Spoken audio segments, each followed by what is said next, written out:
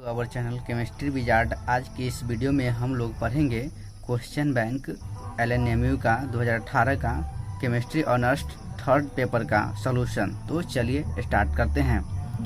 तो सर्वप्रथम आप लोग क्या कीजिए, जितने भी BSc सेकेंड पार्ट के स्टूडेंट हैं केमिस्ट्री ऑनर्स के, तो पहले क्वेश्चन बैंक निकाल लीजिए 2018 का। और क्वेश्चन एक का ए हम बता रहे हैं अभी। तो देखिए ए का ए क्या है कि under what condition del H बराबर del F for a chemical reaction. तो we know that heat change is path function, so heat change at constant volume is change in internal energy, जिसको हम लोग डेल E के द्वारा दर्शाते हैं। And heat change at constant pressure is change in enthalpy. Del E and del H values are measured in calorimeter. These are almost same for liquid and solid but differ in gaseous state. Hence del H बराबर del F। तो ये समझ में आया। कह क्या रहा है कि अगर कहता है कौन से कंडीशन में del H बराबर del F होता है, तो हम लोग जानते हैं कि हीट चेंज करते हैं कोई कांस्टेंट वॉल्यूम पर, तो किस में चेंज हो जाता है, इंटरनल एनर्जी में, जिसको हम लोग del E के द्वारा डिनोट करते हैं। एंड हीट चेंज करते हैं कांस्टेंट प्रेशर को, तो एंथैल्पी में चेंज हो जाता है, जिसको हम लोग डेल H बोलते हैं।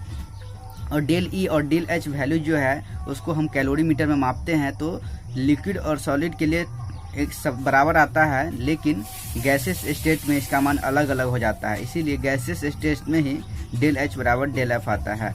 उम्मीद करते हैं समझ में आया होगा। अब एक का बी है। एक का बी क्वेश्चन ये है कि the net entropy of universe tends to increase. अब क्या है, इसको देखिए, एक्सप्लेन करते हैं। We know that all the natural process are irreversible process, such in all these process entropy of system tends to increase, such in all these process entropy of system decrease. There must be some other process entropy of system increase, hence the net entropy of system tends to increase. अब कह रहा है कि हम जानते हैं कि सभी नेचुरल प्रोसेस क्या होते हैं, हम जानते हैं कि सभी नेचुरल प्रोसेस से होते हैं इरिवर्सिबल प्रोसेस होते हैं, और इस प्रोसेस में एंट्रोपी होता है, सिस्टम का इंक्रीज होता रहता है। अगर बाय डिफॉल्ट कहीं इंट्रोपी डिक्रीज होता है, तो उसके अदर पार्ट में, सिस्टम के अदर पार्ट में क्या होता है, इंट्रोपी इंक्रीज होता रहता है। इसीलिए hence entropy of system tends to increase, इसीलिए इंट्रोपी जो है सिस्टम का चेंज होता रहता है। समझ में आया होगा ये भी। अब है BF3। एक का डी है कि BF3 is Lewis acid but NH3 is Lewis base. तो पहला का 3 ठो क्वेश्चन होता है ना, इसेंशियल होता है, तो वही ए हो गया, बी हो गया, और तीसरा जो है डी है। तो इसी का BF3 is Lewis acid and NH3 is Lewis base. Why? तो according to Lewis, acid is that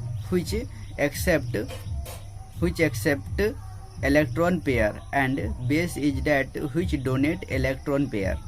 Generally the substance which has unpaired electron have a tendency to accept electron. On other, generally the substance which has lone pair of electron has tendency to donate electron pair. अब कह रहा है कि Levi's के अनुसार जो होता है, एसिड क्या होता है कि जो इलेक्ट्रॉन पेयर को क्या करता है, एक्सेप्ट करता है, और बेस होता है वो जो डोनेट करता है। और डोनेट कौन करेगा, एक्सेप्ट कौन करेगा, जिसके पास कमी होगी वही ना एक्सेप्ट करेगा, और जिसके पास कमी होगी वो एक्सेप्ट करेगा, और जिसके पास ज़्यादा इलेक्ट्रॉन रहेगा, लोन पेयर रहेगा, तो वो क्या करेगा, अपने और अट्रैक्ट करेगा। तो वही कह रहा है। कह रहा BF3 is electron deficient compound which has unpaired electron। BF3 जो है इलेक्ट्रॉन डिफिशिएंट कंपाउंड है, जिसके पास जो होता है इलेक्ट्रॉन की कमी होती है, अनपेयर्ड इलेक्ट्रॉन की, और लैक ऑफ इलेक्ट्रॉन की कमी होती है। सो BF3 इज लेविस एसिड, इसीलिए BF3 क्या है, लेविस एसिड है। इसीलिए BF3 क्या है, लेविस एसिड है। On other NH3 has lone pair of electron, so NH3 is Lewis base. और NH3 के पास लोन पेयर है, इसीलिए NH3 जो होता है वो क्या होता है, लेविस बेस होता है। Hence BF3 is Lewis acid and NH3 is Lewis base. तो ये भी क्वेश्चन उम्मीद करते हैं समझ में आया होगा।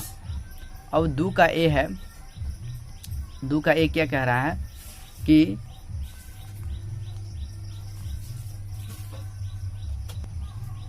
अब दो का ए है कि explain heat capacity at constant volume and at constant pressure. अब कह रहा है कि हीट कैपेसिटी को कांस्टेंट वॉल्यूम पर और कांस्टेंट प्रेशर पर डिफाइन कीजिए। तो देखिए heat capacity at constant volume क्या है, तो the amount of heat required to raise the temperature of 1 degree at constant volume is called heat capacity at constant volume. अब कहता है कि उसमें हीट की वह मात्रा जो 1 डिग्री जो टेम्परेचर 1 डिग्री पर वॉल्यूम यानी कि पर कांस्टेंट वॉल्यूम पर जो टेम्परेचर जो राइज होता है उसी को हम लोग बोलते हैं heat capacity at constant volume. यानी कि एक वॉल्यूम को यानी कि एक आयतन जो होता है, जैसे मान के चलिए 1 मीटर क्यूब है, 1 मीटर क्यूब वॉल्यूम वाला कोई भी पदार्थ को हम लोग गर्म करते हैं तो उसमें जो उत्पन्न होता है टेम्परेचर में, तो उसी को हम लोग बोलते हैं heat capacity at constant volume. तो उम्मीद करते हैं ये समझ में होगा। अब इसका आगे एक्सप्लेनेशन और करते हैं। देखिए तो वही दो का यही है अकॉर्डिंग टू, अब उसको हम लोग एक्सप्लेन कर देते हैं। According to first law of thermodynamics, तो dQ बराबर D प्लस PdV हो जाएगा फर्स्ट लॉ के थर्मोडायनेमिक्स के फर्स्ट लॉ के अनुसार, है ना। तो डिवाइडिंग dt बोथ साइड, अब dt से डिवाइड कर देंगे तो ये हो जाएगा। उसके बाद एट कांस्टेंट वॉल्यूम पर, यानी कि वॉल्यूम कांस्टेंट होगा यानी वॉल्यूम 0 होगा, तो इसीलिए वॉल्यूम वाला टर्म 0 हो जाएगा। इसीलिए क्या होगा dQ बाई dt बराबर d बाई dt हो जाएगा। और कांस्टेंट वॉल्यूम पर है इसीलिए भी लिख दिए हैं, है ना। चूंकि c बराबर dQ बाई dt होता है तो इसीलिए यहाँ dQ बाई dt के बदले हम c लिख सकते हैं, v के बदले भी लिख सकते हैं, एज इट इज रहेगा। तो CV बराबर d बाई dt हो जाएगा। तो यही है heat capacity at constant volume है। अब है heat capacity at constant pressure. अब heat capacity at constant pressure को हम लोग कैसे देखेंगे, देखिए। तो heat capacity at constant pressure, तो the amount of heat required to raise 1 degree temperature at constant pressure it is known as heat capacity at constant pressure. अब कहता है कि उष्मा की वैसी मात्रा, हीट की वैसी मात्रा जो 1 डिग्री टेम्परेचर, यदि हम 1 डिग्री टेम्परेचर हम करते हैं किसी कांस्टेंट प्रेशर पर, है ना, तो जो हीट रिक्वायर्ड होता है, जो हीट रिलीज होता है, तो उसी को हम लोग बोलते हैं कि heat capacity at constant pressure. समझ में आया। तो अब बाय डिफिनीशन ऑफ इंथैल्पी के डिफिनीशन से हम लोग जानते हैं कि H बराबर होता है E प्लस PV, और डिफ्रेंसिएशन कर देंगे with respect to T constant pressure at constant pressure, we get हमको क्या मिलता है, तो DH by dt equal to D बटे dt plus P into DV into में P हो जाएगा। इसीलिए हो जाएगा DH बटे dt, तो C होता है ना, तो DH बटे dt C होता है, इसीलिए CP बराबर DH by dt, sorry D by dt जो होता है वो क्या होता है, CP होता है, इसीलिए DH बाई dt बराबर P हो जाएगा। उम्मीद करते हैं समझ में आया होगा। जो लोग नए आए हैं उनको हम बोल दें कि अभी हम लोग पढ़ रहे हैं LNMU क्वेश्चन बैंक 2018 का केमिस्ट्री 3rd पेपर, है ना, केमिस्ट्री BSc ऑनर्स वालों के लिए, केमिस्ट्री ऑनर्स वालों के लिए 3rd पेपर का हम लोग सोल्यूशन देख रहे हैं। तो दो का A कर लिए। अब दो का B क्या है कि so that thermodynamically that for an ideal gas CP minus CV equal to R। तो इसको हम लोग प्रूव करेंगे। तो देखिए to prove CP minus CV equal to R करना है, तो CP क्या है, specific heat of constant pressure. ये C मतलब हो गया स्पेसिफिक हीट, है ना, और ये प्रेशर है तो कांस्टेंट प्रेशर हो जाएगा। उसी प्रकार CV बराबर हो जाएगा specific heat of constant volume. यहाँ CV है ना, तो C का मतलब हो गया स्पेसिफिक हीट और V मतलब हो गया कांस्टेंट वॉल्यूम, तो इसीलिए CP बराबर क्या, CV बराबर क्या हो जाएगा, specific heat of constant volume हो जाएगा। और R तो जानते हैं आप लोग, R बराबर गैस कांस्टेंट होता है, अब प्रूफ कैसे करेंगे आप? तो प्रूफ देखिए, वी नो डैट, हम जानते हैं कि इंथैल्पी से H बराबर U प्लस PV है ना, और PV बराबर MRT होता है, ये भी जानते हैं। तो H बराबर हो जाएगा U प्लस PV है ना, PV बराबर MRT होता है, तो यहाँ PV के जगह हम लोग MRT लिख सकते हैं, तो MRT हो गया, इक्वेशन 1 हो गया। अब डिफ्रेंशिएशन कर देंगे आप, डिफ्रेंशिएशन इक्वेशन 1 वी गेट। अब डिफ्रेंशिएशन करेंगे तो DH हो जाएगा, ये DU हो जाएगा, MRDT हो जाएगा। अब DH बराबर होगा MCPDT लिख देंगे और DU बराबर MCVDT लिख देंगे, राइट। तो DH के बदले हम लोग MCPDT लिखेंगे और DU के बदले MCVDT लिखेंगे। तो MDT दोनों में कॉमन है, तो यहाँ MDT कॉमन ले लेंगे, तो MDT बच जाएगा CV प्लस R, इधर हो जाएगा वही एज इट इज रहेगा। तो MDT कट जाएगा दोनों तरफ लेफ्ट राइट, तो बच जाएगा CP equal to CV plus R बच जाएगा, और CV को लेफ्ट हैंड साइड ले आएंगे तो CP minus CV equal to R हो जाएगा। उम्मीद करते हैं ये भी समझ में आया होगा। सॉरी, यहाँ से नहीं समझ पाए। तो MCPDT बराबर MDT into CV plus R हो जाएगा। तो MDT जो है वह MDT इधर भी कट जाएगा, लेफ्ट में भी कट जाएगा, क्योंकि लिफ्ट में भी है ना, तो लेफ्ट से लेफ्ट राइट से काट सकते हैं, तो इसीलिए कट जाएगा। तो यहाँ बच गया CP, इधर बच गया CV प्लस R, तो यही हो गया CP बराबर CV प्लस R। तो CP minus CV equal to R, ये भी समझ में आया होगा। अब देखिए चौथा क्वेश्चन है, 5 क्वेश्चन इसेंशियल होता है जिसमें हम लोग 2 क्वेश्चन कर लिए। अब ये तीसरा क्वेश्चन है बना रहे हैं, जो सीरियली वाइज देखे तो चौथा का A है। तो देखिए,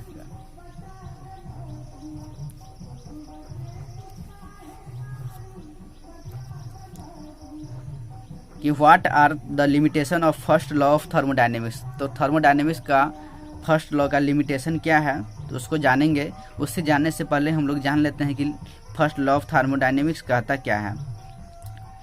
तो देखिए, energy can neither created nor destroy, although it can be transferred from one form to another form and stated in the terms of entropy, but it can not explain why heat cannot follows from colder to hotter body।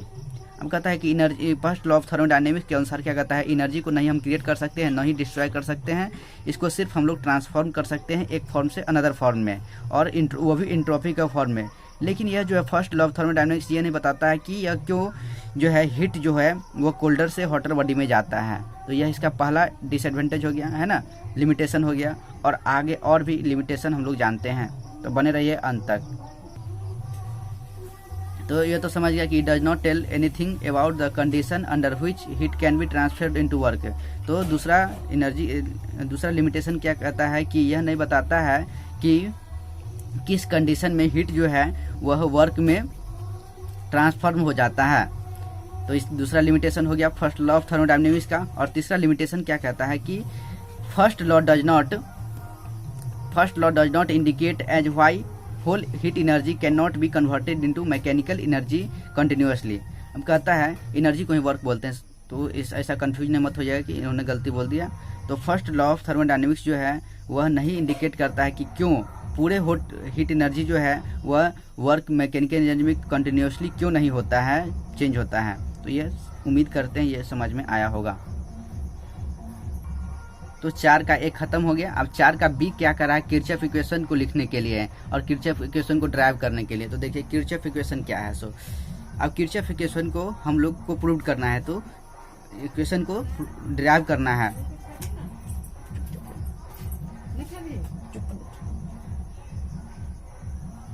तो Kirchhoff equation let us constant pressure P, enthalpy of reactant and product H1 and H2 respectively. कहता है कि हम लोग constant pressure हम लोग मानते हैं कि latest constant pressure P, enthalpy of reaction H1 and H2 respectively. It is, अब इसको लिखेंगे कैसे, तो it is written as del H बराबर H2 माइनस H1, डिफ्रेंशिएशन कर देंगे T के रिस्पेक्ट में, we get constant pressure d del H हो जाएगा है ना। इसको हम लोग करेंगे डिफ्रेंशिएशन करेंगे T के रिस्पेक्ट में, तो d del H by d t into constant pressure पर है तो कॉन्स्टेंट P हो जाएगा, और फिर DH2 by d t into P minus DH1 बटे डी टी इंटू पी हो जाएगा। चूँकि हम लोग जानते हैं कि DH बाई डी टी बराबर CP होता है ना, DH बाई डी टी बराबर क्या होता है, CP होता है। तो d del H by d t ये ऐसे ही रहेगा, और इसको हम लोग क्या लिख सकते हैं, DH2 बटे DT को हम लोग क्या लिख सकते हैं, CP2 लिख सकते हैं, और इसको क्या लिख सकते हैं, CP1 लिख सकते हैं। तो CP2 माइनस CP1 बराबर हो जाएगा क्या, डेल CP हो जाएगा। तो del D del H by DT बराबर डेल CP हो जाएगा। तो वही है D डेल H बराबर CP DT हो जाएगा, ये DT यहाँ चला आएगा। तो ऑन इंटीग्रेशन बोथ साइड, और हम लोग इंटीग्रेशन करेंगे बोथ साइड, तो क्या हमको मिलेगा कि H2 H1 के रिस्पेक्ट में करेंगे तो हमको मिल जाएगा del H2 minus del H1 बराबर del CP into del T2 minus del T1। तो यही जो है किरचॉफ इक्वेशन है। ये क्या है, किरचॉफ इक्वेशन, ये प्रूव्ड हो गया है ना, किरचॉफ इक्वेशन। अब है 5वां, है ना, तो फेज रूल है। तो फेज रूल क्या है कि phase rule is a quantitative treatment of A system in equilibrium. It predicts the essential condition for a system. It occurs among the different condition for a system. When it is in heterogeneous system, then it is not affected by gravity, electrical or magnetic force of attraction. Phase rule is expressed as F equal to C minus P plus 2, जहाँ F क्या है कि degree of freedom है, और P है number of phase है, और C बराबर नंबर ऑफ कंपोनेंट है। C जो है ना नंबर ऑफ कंपोनेंट है, राइट। तो फेज रूल क्या कर रहा है कि यह क्वांटिटी ट्रीटमेंट है जो इक्विलिब्रियम में रहता है। यह जो है इसेंशियल कंडीशन में ही राइज होता है यह। तो इस अवस्था में जब यह हेट्रोजीनियस सिस्टम रहता है तो सिस्टम जो है ग्रेविटी और इलेक्ट्रिकल और मैग्नेटिक फोर्स ऑफ अट्रैक्शन से यह नहीं विचलित होता है, नॉट इफेक्टेड, है ना, not affected by gravity, electrical और मैग्नेटिक फोर्स ऑफ अट्रैक्शन। तो इसको फेज रूल को हम लोग ऐसे लिख सकते हैं, F बराबर C माइनस P प्लस 2। तो उम्मीद करते हैं ये भी समझ में होगा। और 5 का B है फेज डायग्राम ऑफ PBAG। और PBAG फेज डायग्राम पढ़ना है, उसको एक्सप्लेन कर देना है। तो देखिए एक्सप्लेन करते हैं।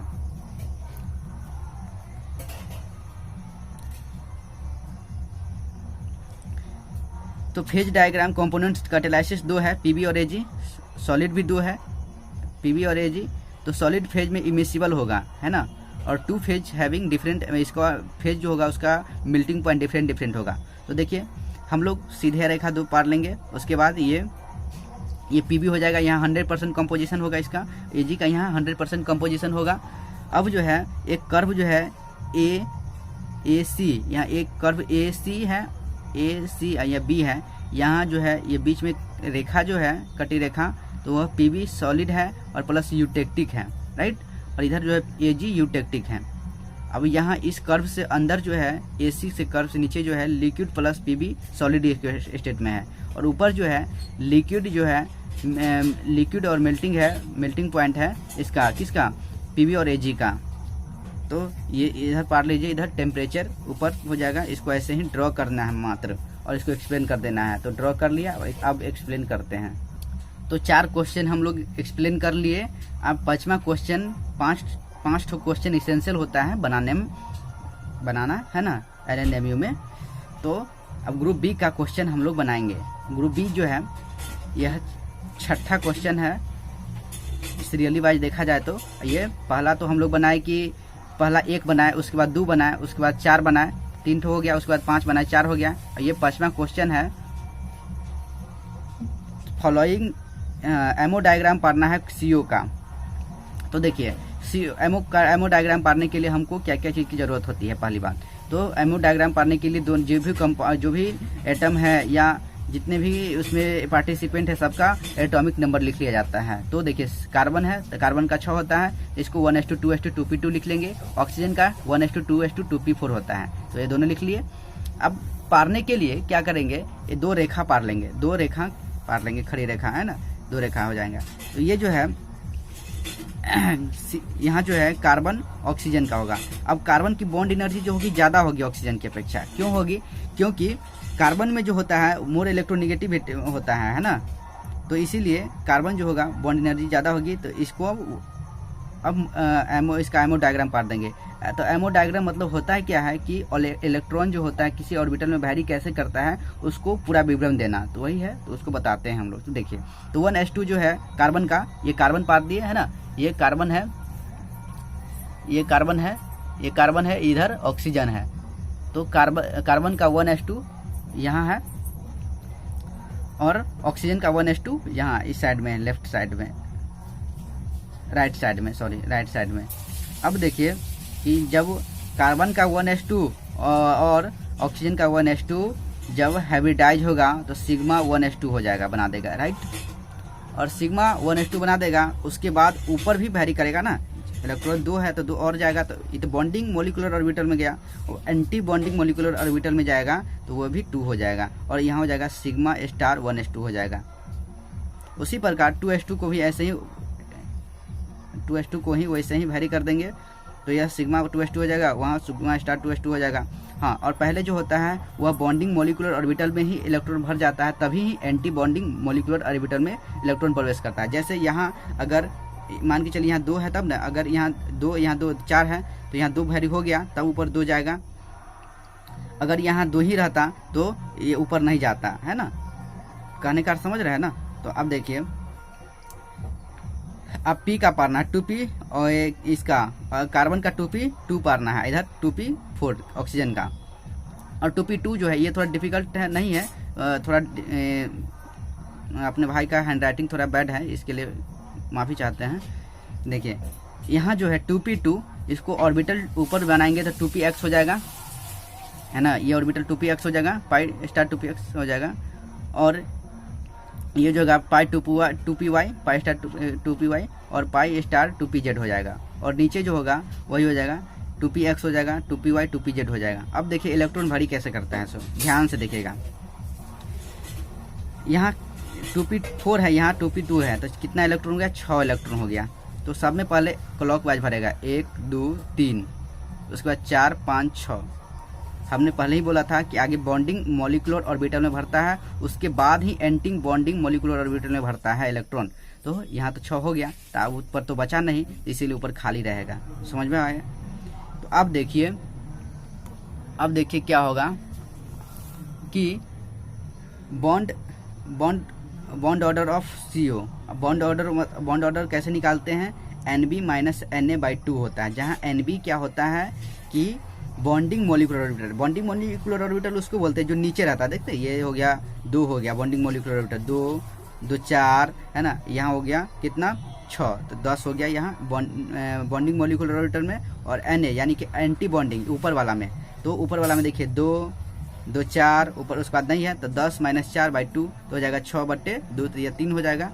तो इसका मैग्नेटिक प्रॉपर्टी क्या हो जाएगा, कोई यह इसके पास अनपेड इलेक्ट्रॉन है, चूंकि इसके पास अनपेड इलेक्ट्रॉन है ना, P में देख रहे हैं ना कि इसमें अनपेड इलेक्ट्रॉन बन रहा है, CO के पास अनपेड इलेक्ट्रॉन बन रहा है, तो इसीलिए क्या हो जाएगा, तो CO के पास तो अनपेड इलेक्ट्रॉन है, इसीलिए यह इसका जो है मैग्नेटिक प्रॉपर्टी जो हो जाएगा वह क्या कैसा होगा, वह पैरामैग्नेटिक होगा। तो उम्मीद करते हैं ये भी समझ में आया होगा। अब 7वां क्वेश्चन देखिए क्या है। सो 4 क्वेश्चन हो गया, अब 7वां क्वेश्चन क्या है, सो देखिए।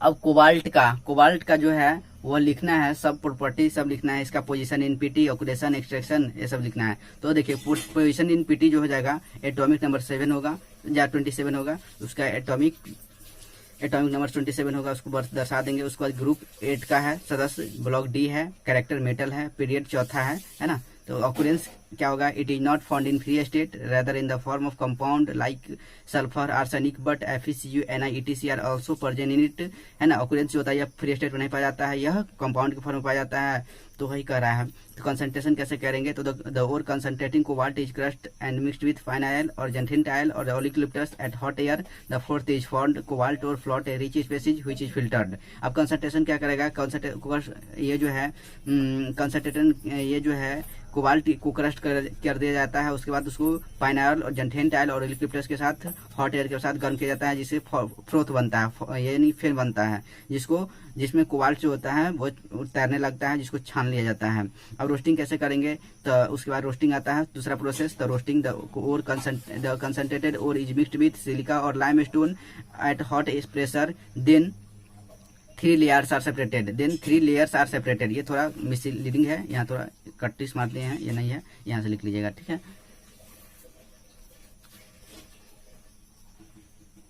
अब 3 लेयर्स कौन कौन बनता है, तो स्लेग बनता है, दूसरा बनता है स्पाइस बनता है, तीसरा बनता है बुलियन ऑयल बनता है। ये तीनों स्पाइस है ना, ये तीनों जो है वो क्या है कि ये गर्म करते हैं तो हमको रोस्टिंग करते हैं, यही तीनों हमको बनता है। तो इसको देखिए एक्सट्रैक्शन करेंगे स्पेसीज से, तो the species is strongly heated in presence of air so that arsenic sulphur इत्यादि जो होता है रिमूव हो जाता है SO2 और AS2 के फॉर्म में। Then heated with NaCl to form chloride of element which is filtered.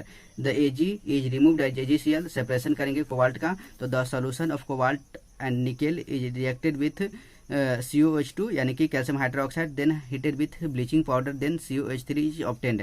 अब इसी को रिएक्शन को लिख लेंगे और प्योर कोबाल्ट हमको प्राप्त हो जाएगा। प्योर कोबाल्ट जो है हमको यहाँ प्राप्त हो जाएगा। तो इस रिएक्शन को लिख लीजिएगा। तो उम्मीद करते हैं यह समझ में आया होगा। तो इसी प्रकार यह खत्म होता है कि LNMU 2018 केमिस्ट्री थर्ड पेपर का सॉल्यूशन। और आगे थर्ड पेपर के लिए सॉल्यूशन के लिए हमको कमेंट करें, मैं ज़रूर कोशिश करूँगा उसका रिप्लाई देने का और video. Thank you, thanks for watching. Chemistry wizard always with you. Our channel